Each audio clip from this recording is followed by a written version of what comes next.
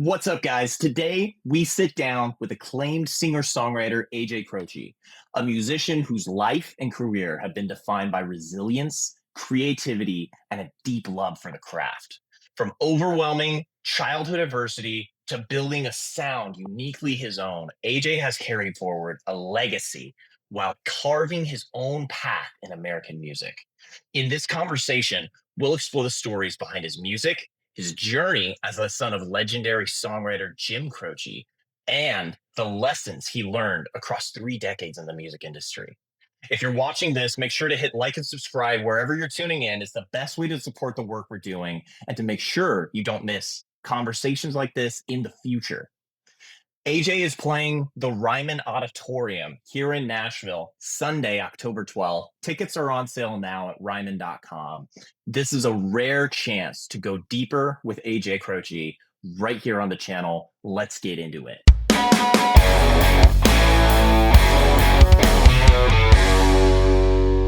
Brief bit of an introduction here. AJ Croce's music is steeped in resilience, shaped by a childhood marked by profound loss and adversity. After losing his father, legendary singer-songwriter Jim Croce, before his second birthday, AJ faced another life-altering challenge at age 4 when an injury left him blind for several years. During that time, music became more than a pastime, it was a lifeline. He immersed himself in the piano, drawn to the soulful sounds of artists like Ray Charles and Stevie Wonder, whose emotional depth resonated with his own life experience. Rather than letting hardship define him, Croce transformed it into creative fuel. His songs often carry a sense of emotional honesty and lived-in wisdom, reflecting a journey that's been anything but ordinary. Albums like Just Like Medicine showcase his ability to blend vintage soul and blues with personal storytelling, honoring both his own path and legacy of those he's loved and lost. His work isn't just about survival, it's about finding beauty in the scars and turning that into melody. The website is ajcrocemusic.com. And AJ Croce, thank you for joining us today. Thanks for having me. How did we do on that intro? Did we get it pretty accurate? Any corrections? No, that's all very flattering. Thank you. You have an amazing story, and we're excited to be able to be here today with you. Thank you so much. AJ Croce, you're coming to the Ryman Auditorium with your Croce Plays Croce show. Obviously not your first time rodeo at the Mother Church of Country Music in Nashville, Tennessee. What's that venue mean to you, having played there a number of times? To me, it's like it's a benchmark. You know, it's like Carnegie Hall or I don't know, just depending on who you are, what your goals were as an artist. For me, it's like, okay, I've made it to this place where people come and choose to hear my music. Yeah. What a great room. And it sounds great. It's beautiful. And, you always have to play for the room. You always have to consider the space that you're playing in, the levels you're playing at on stage. Every night is different. And that room is incredibly giving. It's just a beautiful space to play in. And so for me, it's an honor. Well, AJ, we're quite the trio here between yourself, myself, and Dallas. We've all made the choice to move to Nashville, Tennessee at some point in our life. What do you think about this town and the changes that it's undergone, especially, say, maybe like the last decade or so? Well, I think there's, like anything, change is inevitable, and I think that there's no way to hold that back. It's a necessity. If it doesn't change and adapts, then it dies. And I think that Nashville has benefited greatly from having different perspectives and talents and genres of music come in, but that's not new. That's been around since forever. I mean, when I first came here, my first session ever was I was hired for a session for Cowboy Jack Clement, and I was 17 years old. Mae Axton had heard me play, and I don't know if you're familiar with Mae. She was Hoyt's mom. She wrote Heartbreak Hotel for Elvis, and called up Jack and said, "You got to hire this kid," and he did. And I came here. It was in the late '80s, '88 or '89. And it was a small town. But what I realized immediately from the people I was hanging out with, who were from New York and Philly and the West Coast, they were from England, they were from Canada, they were from all over the place. It was way more diverse in this town than anyone gave it credit for. It's Music City, and I wish that the folks down at the convention center would really embrace the fact that it's more than just country music city, that it is Music City in this town, and has been for since the 40s. Well, that's really, you're really speaking to, I think, the heart of Music City with that piece that you're talking about there. And I'd love to ask, because you've actually split a lot of your time between Music City here and Mm-hmm. another Music City being LA, where Mm-hmm. you recorded your Heart of the Eternal album. And I'd love to hear you compare the difference between the two cities, because I believe you probably know best, more than most, what the ethos of each city brings to the table. The big thing about Nashville, and the reason I came here, was the collaborative aspect of music. New York and LA, they have that, but you need a paying project for that to be viable. You want to work with someone, they want to work with you, but unless it's triple spec, you're not gonna really get a chance to do it for months and months. It takes all of the immediacy out of it. It takes all of the kind of fun out of it. Having to plan 3 or 4 months in advance to sit down and write a song with someone is not as much fun as calling someone up and saying, "Hey, what are you up to today?" Yeah. And that immediacy of collaboration in this town is what I think a lot of people have come here for. And what's interesting is that I know a lot of artists who are based in LA or New York, and this is where they come to collaborate. They carve out a week or 2 or 3 or 4 in a year, and they come here to collaborate, because doing so in their cities is harder. It's a hustle. You have to hustle in LA, and it's very click oriented, and it's very neighborhood oriented, because it's such a big city and it's so spread out that it's a lot easier to work with the folks that live in your neighborhood than it is across town. So the folks in Silver Lake are working with the folks in Silver Lake, and the folks in Santa Monica are working with the folks in Santa Monica. And they're kind of it's as the crow flies, it's not very far, but as the car drives, it could be a day. Especially with that traffic. We're getting a little of that here. Oh, not even a taste. Not even close. Well, that's good to hear. The difference between 750,000 people and 14 million is vast, and I think that what you see here. The downside of it, I think, is there was a real kind of small town vibe that was beautiful. It's sad to see Music Row now compared to when I first came here and started writing in the late '80s and early '90s.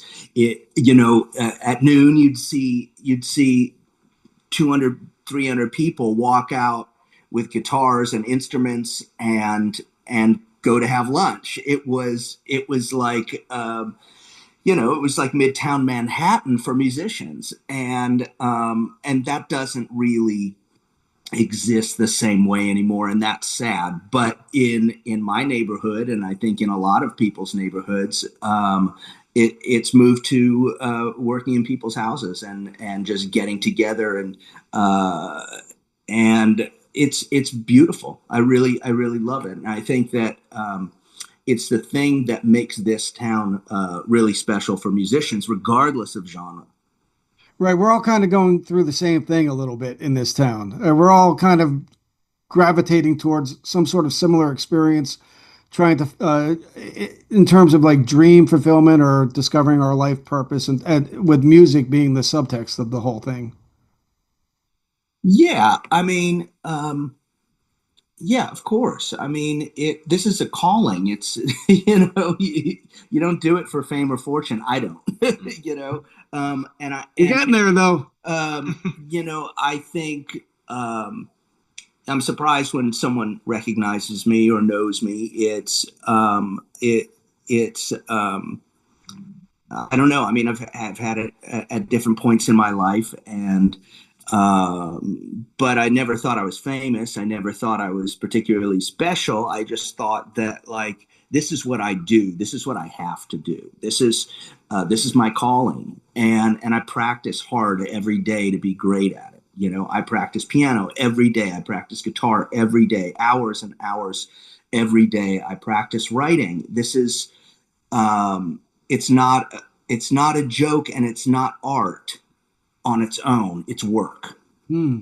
you know. And I heard this great quote from Patty Chayefsky, the great screenwriter playwright, um, and and he was saying if there was one thing that he wishes writers would do is to stop considering what they're writing art and to start considering it work, because it is work. It is work, and while the outcome can be art, there's nothing precious about the process. I think it can't be treated preciously. It needs to be treated as work. So ajcrocemusic.com is the website, coming to the Ryman Auditorium on October 12th in Nashville, Tennessee. AJ, you already mentioned Cowboy Jack Clement.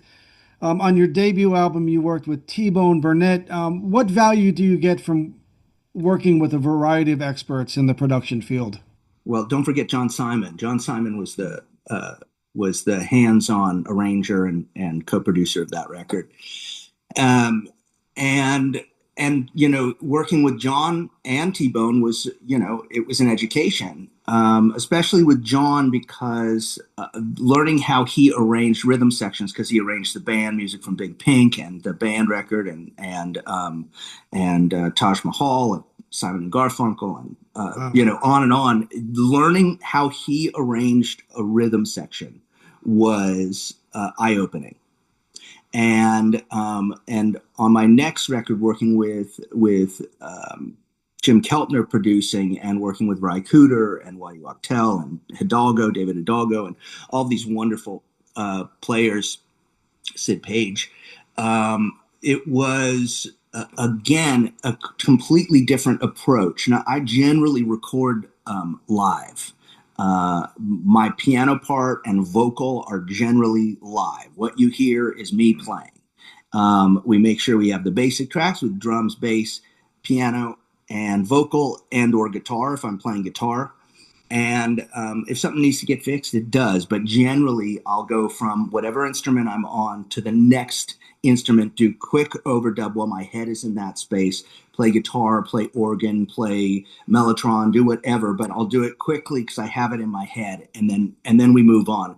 Well, you know, each project is unique in that way. 12 Tales was recorded at a point when I had produced a lot of my own records for a while and arranged everything, and I was really looking for that. I wanted to learn again from some great artists and producers, and so 12 Tales is six producers. Each got basically a 45, two songs to record. I gave them all about 20 songs to choose from, and worked with Cowboy Jack Clement, worked with Alan Toussaint, worked with Mitchell Froome, and on and on. Working with Alan was a dream. You know, Alan had been a huge influence on me, both as a producer and as a songwriter and artist. The work he did with Lee Dorsey, Irma Thomas, the Meters, all of that stuff that he had produced was Dr. John was really influential, especially the early stuff, especially Lee Dorsey and Irma Thomas. And when I heard It's Raining, I had to know everything about how that was put together. And so sitting down with Alan, and we had played together. He had come whenever I was in New Orleans. He would come out and sit in with me on a song or two, and if he was somewhere where I was, I would sit in with him. And so we had this kind of friendship, but it was working with him that I came to learn just what was so special about every great producer. And it was really clear on that project because I worked with 6 different producers in their element, in their studios, or the studios they liked working in.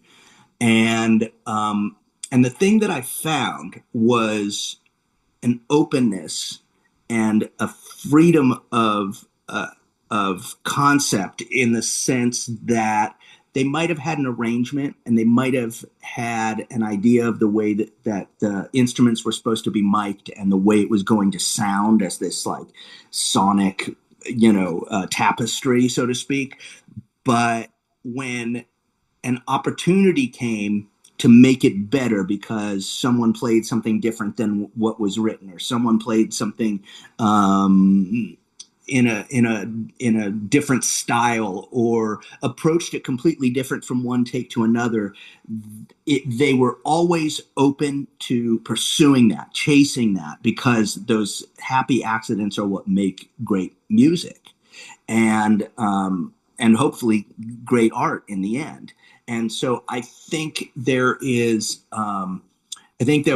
something that I took away with it. And honestly, Shooter was like that too, and working with him. And he's, probably the youngest producer I've ever worked with. And he has that same ethos, that same sense of diligence and openness to happy accidents and pursuing what is the unexpected. That's incredible. I would love to ask, while you're in that, we're talking about these 6 producers and everything you're working with, how do you go through? Because there's a lot of artists in Nashville that do very similar things where they're trying to bring together a lot of brains on a project. How do you go through and maintain the AJ Croce sound when you have all of these other influences coming in as well? What does that look like in the studio? Well, I think you're looking at it. This is it. I mean, Yeah.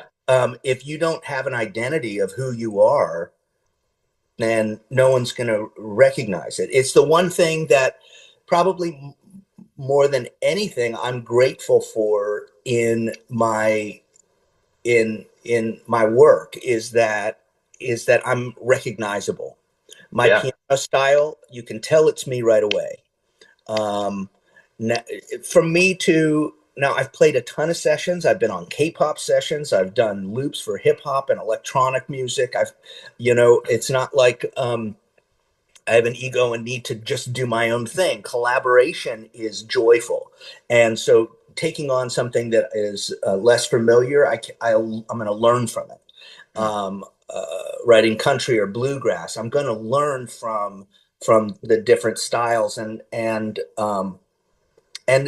was doing 90 something co-writes a year for several years as a staff writer. Wow. I'll tell you that it's all about you as an individual. Who you are is, if that doesn't come through, then I guess you need to work on it. I mean, it's doesn't matter who the producer is. I could be produced by the folks that are producing Harry Styles or Taylor Swift, and it's going to sound like me, because it is, and I think that is a blessing and a curse. When you don't fit in a box, when you are not exactly or so similar to another artist or band or group of bands, it's hard for people to describe you. It's hard for the label to describe you to the record stores. It's hard for DSPs. It's hard for an agent to necessarily describe you to a promoter. Um, there are drawbacks to not being in a box, and they can be pretty profound.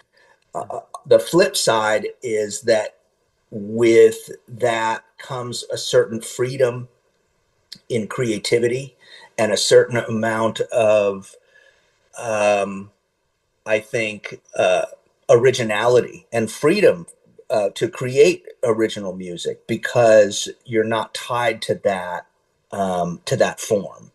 You know, most people that are tied to that form need to go out, branch out, and have independent projects because because the what they're doing is, if they're truly creative individuals, is a little bit confining, and they need to be able to branch out. That's something that's really, I see it a lot in the music industry nowadays. And as a producer, I see it with clients as well, where there's a lot of artists that feel a little genreless. They feel a little bit like I don't fit into these boxes. Hmm. And from what you're saying here, it sounds like you've kind of forged your career through that path almost. It's yeah, What would based. you advise people that are kind of early on and realizing this about themselves? Well, I think that you need to self-reflect. Honestly, I think that you need to look at the upsides of both perspectives. You know, there are times when you're starting out, if you have an opportunity to do something, and if it's not completely against your aesthetic as far as what you want to hear, it's an opportunity you should take. You know, you have to, sometimes you have to swallow your pride and pursue the opportunity um, because you are getting this gift, and it may be the only one you get like that, and sometimes that gift comes, almost always comes with strings attached, and one of them is that the next thing you do is going to be measured upon that, for better or for worse. And I think, you know, as someone that owns independent labels, when I've worked with young bands, and they've put their first record out, I cautioned them in going into the studio, and in performing and in writing this album. Your first album will have the greatest opportunity to reach the most people that any album you ever do has the potential of, because new is always new, and it will be the definition of you as an artist for maybe your entire career, maybe for the rest of your life. So it is incredibly important that you have a sense of confidence in making that compromise. I mean, life is about compromises, and there's no way around it. You just try and make them as palatable as possible. Hey, AJ, that is excellent. We are reflecting with a fully developed artist, AJ Croce. AJCrocemusic.com is the website. We got a chunk of stuff to kind of keep going on and getting through here, AJ, if that's okay. We are talking Yeah. about Nashville and your new album, Heart of the Eternal. Some collaborations, notable collaborations on the album are a song called Reunion that was co-writer. I don't know if that's completely written with John Oates, but we got to see John Oates perform that song earlier in the year at the Franklin Theater, and he had a bit of trouble keeping it together while performing that number. It's a very an emotional song. John and I met at the Ryman. We were both performing for a John Prine tribute a couple years back, and we just hit it off. Both from Philly originally, and lots of Philly roots. And then um, he came over here, and we started.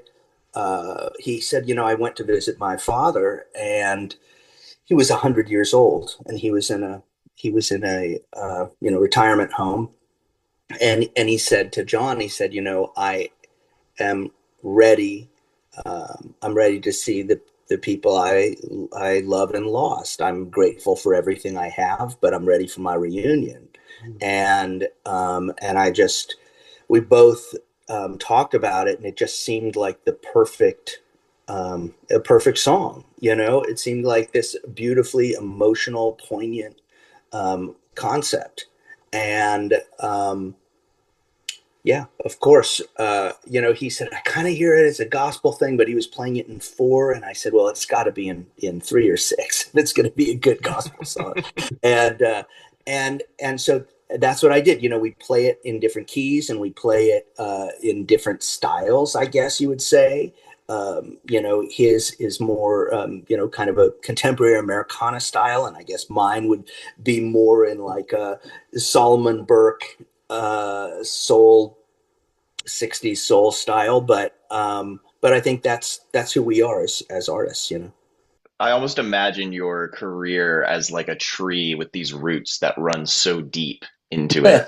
You are entrenched in music knowledge and music history, with your family as well. And it's so cool to see the passion in you, especially even just in this interview. The way you talk about music is it's unlike many people that I have ever seen in this industry speak about it. It's cool to see. Well, thank you. I appreciate it. I'll take it as a compliment. The other collaboration was accidental on this album. Completely accidental. I didn't know Margot Price. I only knew her because of having friends that played in her band. Alex, who played guitar with her, is someone I've hung out with socially, and we have a bunch of mutual friends. I don't know if they're still playing together, but I didn't know her at all. She just happened to be in LA and came by to say hello to Shooter, and she heard what we were doing. I don't know what song we were recording basic tracks on, but she heard it.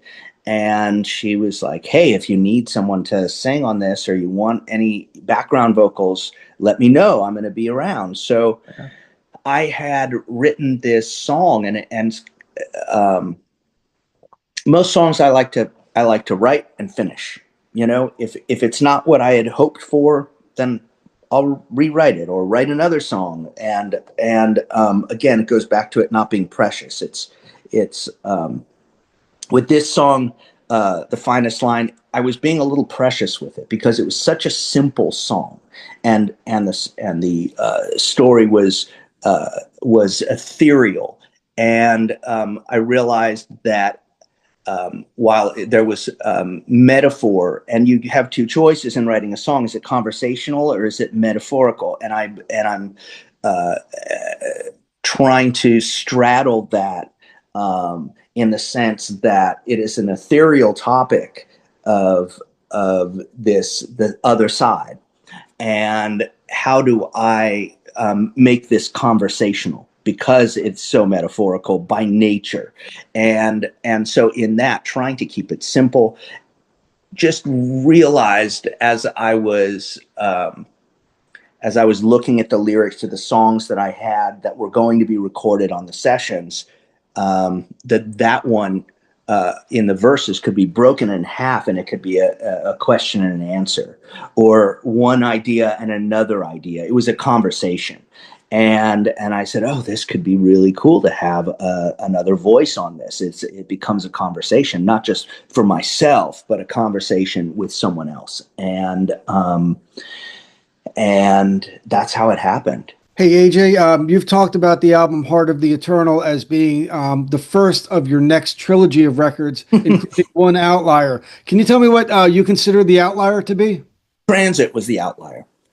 Transit was the outlier because, and appropriately titled, I was in a really difficult time in my career. And I had been touring my ass off. I was touring so hard just to make a living, and it was a van and trailer tour, never ending van and trailer tour. and I had rough management at the time and not a really solid agent, and I played every single blues club and festival that had an alligator or a pig with sunglasses as their logo, and that's a lot of them. And, every barbecue, every single gig I could get, I was taking, and and I lost my voice, and I never got proper training before then um, on how to sing. I grew up shouting over a grand piano, or a piano, and it's loud. And there were a lot of old vice laws in Southern California that if it was certain kinds of bars or restaurants didn't allow amplified music. And so I don't know, it was some draconian law that was still on the books, and so I learned to shout over the piano, like, I was like Big Joe Williams or Big Joe Turner or something. And But I wasn't Big Joe. I was me, and so I got into a lot of bad habits, shouting over the piano and not using my voice properly. And so that album, I was needing to come off the road, and I was really should not have been recording or really touring at all. I should have taken a couple years off of touring, but I couldn't afford to. And so between Fit to Serve and Transit, my voice was really struggling. And at that point, I had started to learn how to sing properly and had not fully understood what my voice was capable of yet. And I feel like from a artistic perspective, I was so vulnerable and insecure that for me, it shows through. Whether it shows through for anyone else, I don't know. But for me, that record was and is difficult to listen to because it was really a challenging time. Okay, well now we know, and the Heart of the Eternal record then being the next of a new trilogy. Is it blues, rock, soul, singer songwriter? How do you categorize your next period of music that you're now making? Well, I'll leave you guys to categorize it. It's AJ Croce. It's me. And I don't often talk about myself in the third person, but when you ask me what it is, it's me. It's there's going to be the roots of what I do are based in jazz and blues and soul and rock and roll, and I am constantly drawing from different genres and styles and eras. It is what makes my music unique to me. I'm not just playing. If it's a blues, it's not a 12-bar blues generally. If it's a New Orleans thing, there's going to be different chords. There might be a different bass line. If it's this or that, I'm using the world of music to inform my style. And I think I've always been that way. I think it's just at this point I'm so comfortable in doing that both vocally and instrumentally. I've There's a confidence in it that I don't know that I had when I was younger. That's truly you practicing what you preach right there too, because that's kind of full circle from our earlier question that we had about genres. I Hmm. mean, you saying that it is the AJ Croce sound. I am the genre. That's really cool. I don't know if you were to if you were going to describe, my favorite artists, people like Ray Charles or Randy Newman or Mose Allison or Tom Waits. And these aren't necessarily just the people that were, you know, people that I admired for being able to tackle genre, Elvis Costello, um, and be fearless about diving into something that was unfamiliar. It was why I wanted to work with Shooter. You know, I had opportunities to work with some really wonderful, iconic producers, and I knew going into the project what it was going to sound like. But when I got out, because I knew how they worked, and I knew how I worked, and with Shooter, I had no idea what I was gonna end up with, and you know, to me, he's a little like Don was in that way, that he is certain degree hands off until he hears something and has an idea, and then it's and so it's always, regardless of whether it's me or Tom Morello or Brandy Carlisle or you know, whoever it is that he's working with, you can um, you can know that that's what the artist is truly sounds like. It's honest, and and so yeah, I mean the that's what's so much fun about the live concert for me. The live performance is my playground.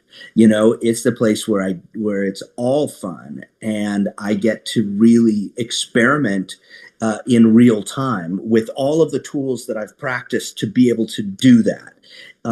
And part of that is storytelling, and part of that is musicianship, and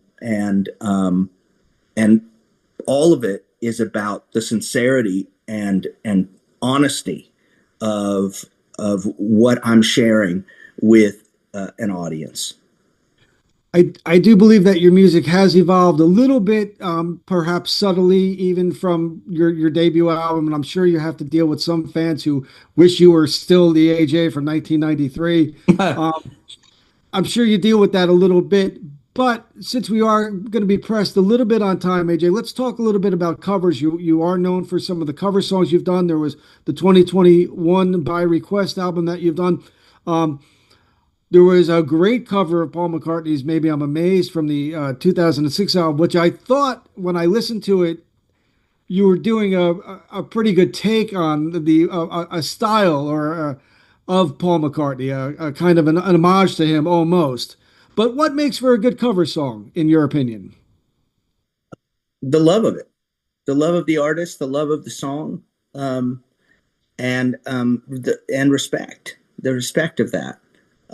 That's what makes it great. Otherwise, it's rote and it's karaoke. Yeah.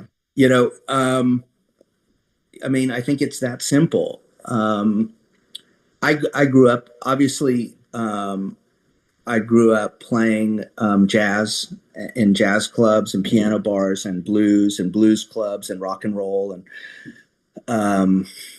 and so playing covers was how I started. And I mean, like, from, you know, stuff from vaudeville all through the Tin Pan Alley up through the, you know, 30s, 40s, 50s, I mean, 60s, 70s. It was all part of my education.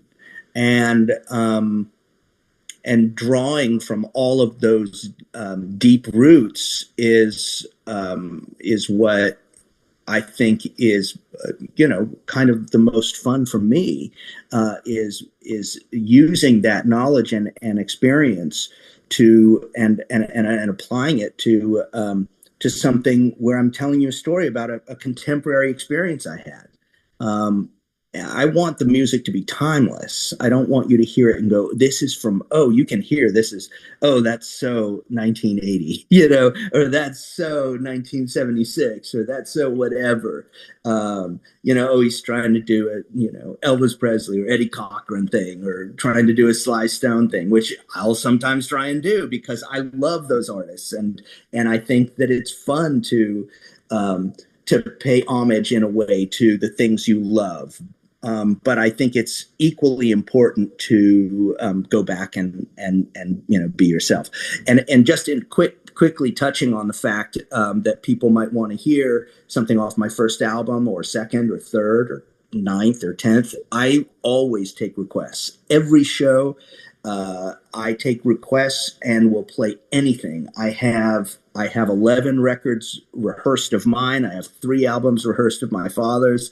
I know every single song on these albums, and then thousands of other ones that were never recorded by them. And people may have heard me play or kind of associate me or want to hear me play, and I'm ready to do it. So, to me, this is no one is ever left behind because I'm looking to do something new. I'm there to entertain the audience, and if I fail to do that, then they're not going to come back and see me again. So if they want to hear "Way with Women" or "Which Way Steinway" or "I Found Faith" off the first album, I'm going to play it. Hey AJ, I was told once by a publicist and a manager of an artist from the '80s who very successfully and notably had one hit, and he's looking to get booked in the 2020s, and he's like, "I'll do anything, I'll go anywhere, but I'm not playing that song." Which actually made no sense. But Dallas, let's bump up to section 4 of our show run here, the Croce Plays Croce Family Legacy section. I will tell you, AJ, that your father's passing was probably the first celebrity death that I became aware of. Jim was everywhere in 1973 and then suddenly gone. I had read how that when your mom was pregnant, your dad felt he had one last chance to make it in the industry, which led to songs like Time in a Bottle. Have you ever had a similar pressure in your life that led to a creative breakthrough for yourself? Yeah, I think not to that on that level of success and renown, I should say. Success is measured in different ways, but certainly not as renowned. But certainly, multiple times in my career, I've had situations where I needed to make a decision on what I was going to do, how I was going to pursue what I love, and how I'm going to do it. I've had to wear different hats along the way to be able to play music for a living, and they've all been in the music business. And I have, I guess there was a certain sense of in starting to record the album Adrian James Croce. It was the 5th album. It was a departure. I didn't have a manager, didn't have an agent. I had just come off of having 2 years of mostly working publishing, both my father's and mine, songwriting and so forth, but resting my voice and trying to get back to a place where I was comfortable performing again. And it was, and I felt vulnerable.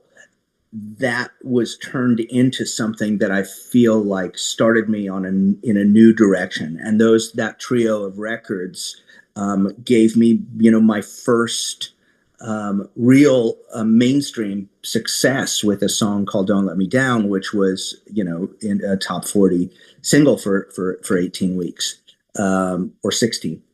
And so because of this need to self-reflect and take my career into my own hands, I ended up having some single success that I'd never experienced before, and I don't know if I would have had that had I just been taken care of by a label and a great manager and all of that. It's hard to say what would happen. It's hard to say where I would have gone. But in producing my first records for myself, I started to really understand myself as an artist in a new way. On that same note, when you're doing these pieces that are either cover songs or reimagining kind of these older songs, how do you ride that line of honoring nostalgia while still being AJ Croce and doing the AJ Croce sound within it? Do you lean one direction when you're doing one of these songs, or is it kind of piece by piece? Yeah, it's really song by song, night to night. Sometimes it's an innate thing in that my phrasing is going to kind of be my phrasing, and the way that I play something, where I put how I count in my head, the inner metronome, so to speak, can play a role in that. But there are certain things in playing Croce Plays Croce. Every night we're going to play the hits. Yeah. The deep cuts are kind of determined in real time and by the audience and what they want to hear. And so for me, there are certain songs which I think are needed to be treated kind of preciously. And there are certain songs that I feel like there's something sacred in these for the people that are listening. So yeah, it's my voice, it's my playing, but I'm going to be pretty damn faithful to the recording they know. And then there are nights when I decide on one of those songs to use different lyrics, use the lyrics that were on the demo, or use the lyrics that he sang live because he couldn't say those words, on an album back then. And it's like the rated R version of something sometimes could exist, and you don't mess around with Jim, and or at least NC-17. Yeah. Anyway, the point is that people have asked me, like, do you ever feel your dad's presence? I believe in in the spirituality of all kinds of things, but I'll tell you, the only time I really feel that sense of connection, and I feel that sense of connection with my father's music a lot, because there's a lot to it. We could have a whole show about that. If we had the time, we could talk about it. But what I think is that in improvising and in making a song like Roller Derby Queen or Car Wash Blues my own, and treating it like Car Wash Blues, I treat it like it was an Alan Toussaint song. And I'm looking at I look at Roller Derby Queen and go, what if someone on chess decided to record that in 1966?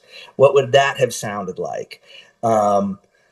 And I'm always kind of thinking of those things. And in those moments, I feel this connection, because I think we want the people we love to be themselves. And I think in the moment where we're connected by song, and it's his song, for me to interpret it the way that I feel is most effective and powerful for me to express it, is fulfilling that special thing that we hope for with the people we love, that they are themselves and pure and true to themselves and their idea of what they do. Yeah, I definitely talked about people you love. I definitely loved your father's music. The striking contrast between the length of your career and the brevity of his is crazy to ponder. Mm-hmm. But also about the Mother Church we're talking about, and N17. I did see Ricky Skaggs lead the Ryman audience through an a cappella version of Amazing Grace a couple of months back. And then the next week, Mike Campbell, formerly of the Heartbreakers, led the same audience through a chant of F that guy. Yeah. So it is a church, but it is family friendly entertainment. You do travel a lot for work. Given how your father passed, did a fear of flying ever enter the equation for you? Oh God, no. If you look at the statistics, I'm probably the least likely person to die in a plane crash. Right. I feel completely confident. I've maybe been too ambitious in testing that statistic. Yeah, I think I read once you would have to fly every day for, I forget what the number was, but I began to comfort myself with it over time, because if I sometimes was a little not wanting to get on a plane every now and then. But let's see. A couple about geography, if you don't mind. Bryn Mawr, Bryn uh, Mawr, yeah. Bryn Mawr, right? All I know it for is it gave birth to my favorite Jackson Brown bootleg. At the main point. I don't know Yeah, if you've ever listened to that. I It's played there. Yeah, I recording know it. Yeah, uh, uh, with David young David Lindley. Lindley covering some Yeah, Warren Zevon songs. 1975, I believe that came out. Um, and then that's why and I was born there. By the way. well, right. That's why I brought it up. Yeah, it was close to the gig. That was a regular gig of my dad's. So Really? yeah, so it was convenient. It was the hospital was the it was the nearest hospital So Jim played the main point. all the time. Yeah, it was like Wow. his regular hit that and Riddle Paddock were his regular weekend gigs. Geez, I'm gonna have to look that up now. 40 years ago, when you were 13, did your mother take you to Israel for a bar mitzvah? I went there. My grandmother actually did, and my mother's family was Jewish, and my father's family was Catholic, Roman Catholic, Italian, and my father, I think, in his greatest rebellion, converted to Judaism. I think I joke about it as being his rebellion. Part of it was because the love of my mother's father, my grandfather, who was just a really wonderful wonderful man, and he was not a practicing Jew, but he was Jewish, and and taught my father about the history of it in a way that he hadn't really thought of before. And I think my father respected that, and so he converted. And for me, at 12 years old or 13, when I was studying for it, I had already gone, because Hebrew school was the closest school to my house in San Diego. I went there for 3 years and learned Hebrew, learned to read and write in Hebrew, and so it was a little bit easier for me to practice for my bar mitzvah than maybe some people, but it wasn't a piece of cake, and I didn't do the big hoopla of, I mean, it seemed like there were kids that got a retirement fund from their bar mitzvahs or bat mitzvahs. Mine was a really small affair. One of the teachers at the Hebrew school that I went to let me stay at their house in Haifa, and I had a nice, really nice affair at a synagogue there in Haifa.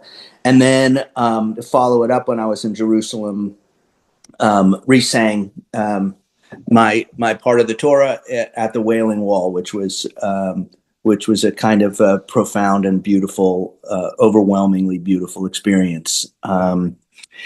So yeah, I mean, there's that history, but I belong to the Church of the Divine Skeptic. Well, right. Have you been back to Israel? Have you been back to Israel since I asked? Because I know I went in 1991. And I really enjoyed it. And is there a possible future performance there in the Holy Land for you? Well, I think once all of this chaos is dealt with, I've spoken to my booking agent about it. I've always wanted to go and play there in Haifa and Tel Aviv and Jerusalem. The art scene in Israel is really, really amazing. I don't know if people realize how wonderful it is, but what's going on is just horrible, and we don't need to go into politics. I never do on or religion on stage or in interviews. That's a personal thing. I feel like I was taught never to talk about politics and religion, and I'll stick to that. On the going into kind of the personal side topics and whatnot, there's something that I love asking people, because I feel like it creates an interesting, thought-provoking experiment. And the way that you've described, even when you're on stage and you're willing to take call outs from the audience, and you'll spend extra time with people, and even you spending extra time with us in this interview, you are a truly kind person. And that's something it's obvious just from it exudes off of you.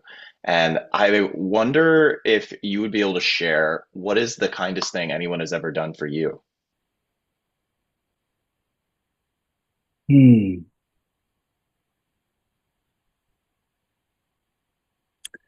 You know, I think that's a really good question, and I don't know that I can think of one particular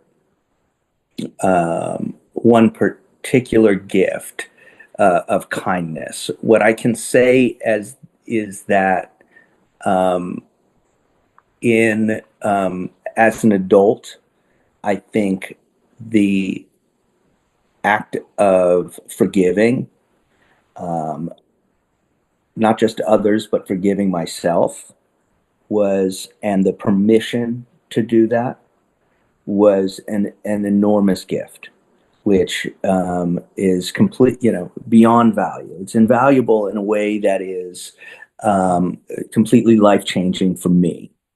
Um, you know, as you started off this interview with all of the trials and tribulations, you go through that. You need to keep a sense of humor. You need to be able to laugh at the hard parts of life, and realize that it's universal. That struggle is universal. But as a person, as a human being, we continue to hold on to those experiences if we don't truly let them go. If we just go, Jesus Christ, that happened. Oh my God, this is happening. Okay, and then it goes past. Okay, what's next? And it's one thing to laugh at it. It's one thing to be able to have the ability to persevere and move on. It's another thing to like deal with those things and come to terms with your trauma where it is a part of you because it is, but it does not define you in any way. And you're not a victim of your circumstances. You are a participant in the life that we're all given. And I think that's the probably most profound gift that I can think of being given. That's a beautiful way of putting it. Thank you for sharing that. Of And course. AJCrocemusic.com is bringing his gift of music to the Ryman Auditorium October 12th, 2025 in Nashville, Tennessee. AJ, we all hope to get to see you there. Get your tickets now. And thank you so much for talking to us today. We really appreciate it. Thank you so much for having me. Take care, guys.